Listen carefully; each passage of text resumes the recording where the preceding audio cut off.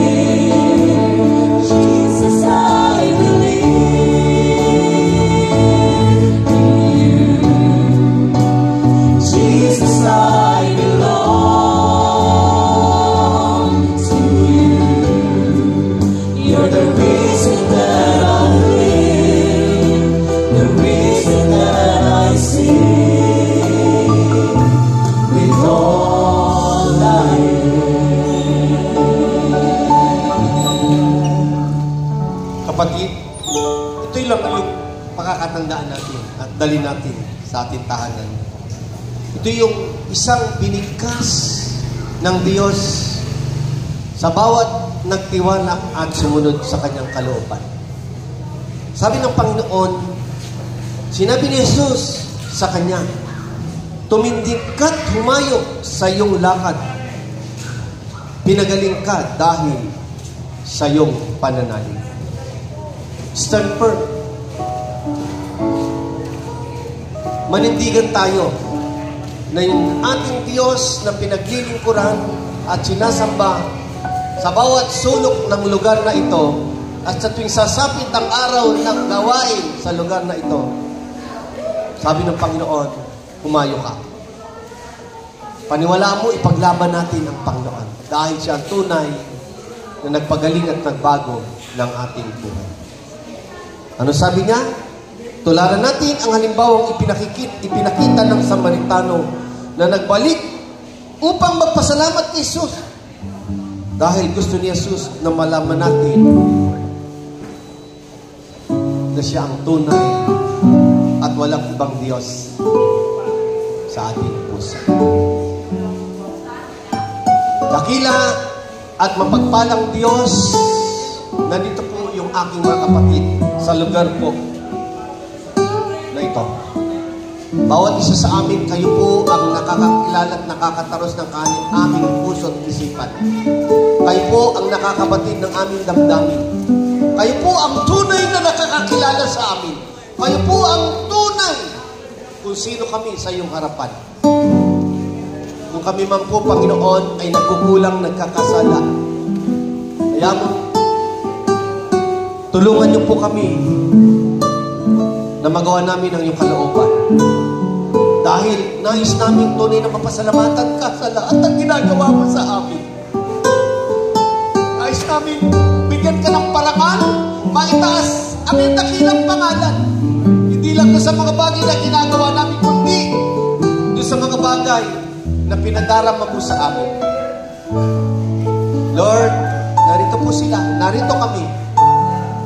Turuan niyo po kami ng tunay kung paano po tunay kami magpasalamat at magbalik ng tunay na pasasalamat sa iyo. Sa aming buhay, sa araw-araw na kaligtasan na ibinibigay mo sa amin, sa araw-araw na pag-iingat mo sa amin, sa aming mga kalusugan, kasama ng aming mga pamilya. Lord, ayaw namin masayang mga pagkakataon na binibigay mo sa amin araw-araw na buhay. Yung natatanggap namin biyaya, yung nakakakain kami sa tatlo sa maghapon, tatlo. Yung nakikita namin, yung kabutihan mo sa aming buhay. Lord, kaya mo, turuan mo, mapagaling namin ang pusong matigas. Yung pusong isipan namin na binabaliwala ka namin. Sapagkat ikaw lamang ang tunay at wala nang iba. You are the God sa aming buhay. Kaya narito po, Panginoon, ang aking mga kapatid. Taras mo ang bawat puso. Patuloy silang nagsisikap na maparangalan ka at makapagbalik ng pasasalamat sa iyo. Tulungan niyo po kami. Teach us. Kabagan niyo po kami, Panginoon. Tulad ng pasigaw ng 10 katungin sa buhay. Kung paano isinigaw nila, Lord Jesus, Son of David, have mercy on us. Kabagan mo po kami. At lalo na sa lugar na ito, Panginoon. Lahat ng mga kapatid namin, ang sambahayang ito, Panginoon. Patuloy mo silang ingatan at pagpalain sa lahat ng gawa ng kaaway sa kanilang buhay. I-bless niyo po ang kanilang mga tahanan, mga negosyo. I-bless niyo po ang kanilang mga trabaho, Panginoon. At ayaw mo, Panginoon, makita kanila na ikaw ang Diyos na nag-iisa sa aming buhay. Narito din po, mga kapatid ko, Panginoon, mga itinalaga mo sa lugar na ito ng pamana, Panginoon. Narito ang iyong itinalagang namumuno, ang iyong coordinator, yung assistant, yung secretary treasurer, yung mga lingkod mo na patuloy na sumasambat ng pupuri, sumusuporta sa gawain na ito. Narito po sila, Lord. Heal all sickness. Sa lahat ng bagay, maging spiritual o maging physical. Aalis kami, Lord, dala-dala namin ang katagumpayan ng iyong pangako, Panginoon, sa bawat isa sa amin. Kaya mo, Panginoon, yakapin mo kami pagkat ikaw ang tunay na aming pinaniniwalaan sa aming buhay. Narito po, Panginoon, ang mga lingkod ko na patuloy mo ginagamit sa pagtugtog, sa pag-awit. Ang hindi at dalangin ko, Panginoon, bigyan niyo po sila ng boses na pinakamainam na handog upang patuloy na magamit sa pagpaparangal sa iyo. Ingatan niyo po ang kanilang buhay, pamilya, trabaho, lahat ng kanilang pinagkukuhanan, Panginoon. At naniniwala kami, Lord, sa iyong pangako na yung ipinangako granted sa aming buhay. Palain niyo po aking pamilya, mga mahal ko sa buhay, saan man ako nato. At kaya mo, Panginoon, ang aking paglilingkod. Samahan mo ako araw-araw ng ang paggamit mo sa akin. At naniniwala kami, Panginoon, sa oras na ito, kumilos ka na sa aming buhay. Lord, nandito po ang mga kapatid ko na may dala-dali silang mga handog. Magmula dun sa bag, sa wallet, sa panyo, sa tubig, asin, o anumang bagay na itinataas namin, Panginoon, sa gabing ito. Higit sa lahat, ang prayer request na naisulat o hindi naisulat, ang mga handog, ang mga binigay, Panginoon, para sa iyo. Balik niyo po, Panginoon, ng siksikliklik at umaapaw na higit sa kanilang pangangailangan. At patuloy sa aming munting pag-iwahiwalay, awiin mo ang aming daraanan, ingatan ang aming kalusugan. At sa magdamag na ito, ingatan mo kami sa aming pagtulog. At gumising kami ng may kapayapaan at kasiglahan sa aming buhay. Bless them all, Lord. Salamat, Panginoon, sa gawain nito. Patuloy ka mag-spread ng mga lingkod mo sa iyong salita. Patuloy makaakay, Panginoon. Hallelujah. Kaya salamat, dakilang Diyos. Minsan pa, maraming salamat. At amin ang ibabalik ang pasasalamat, papuri at malulhating pasasalamat sa iyo sa dakilang pangalang Yahweh Shaddai, sa ngalan ni Jesus ng taga Nazaret, sa ngalan ng Ama, Ama palang Ama, ng Anak, at ng Espiritu Santo. Sumigaw ang magaling na. Sumigaw ang magaling na. Sumigaw ang magaling na. God bless us all and give thanks with a grateful heart.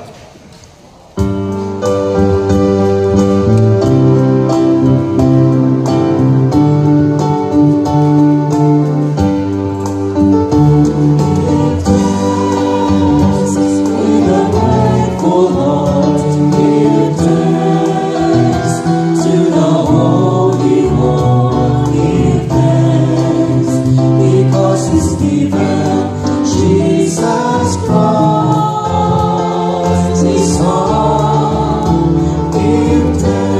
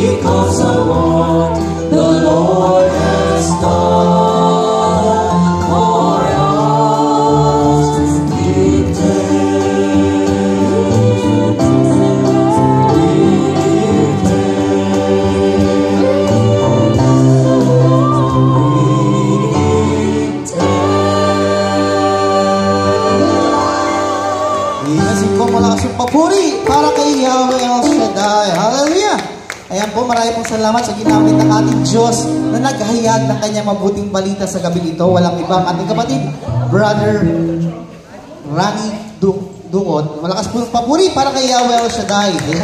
Sige po, bago po tayo tuluyang magtapos sa gawain sa gabi ito, meron po ba tayong announcement?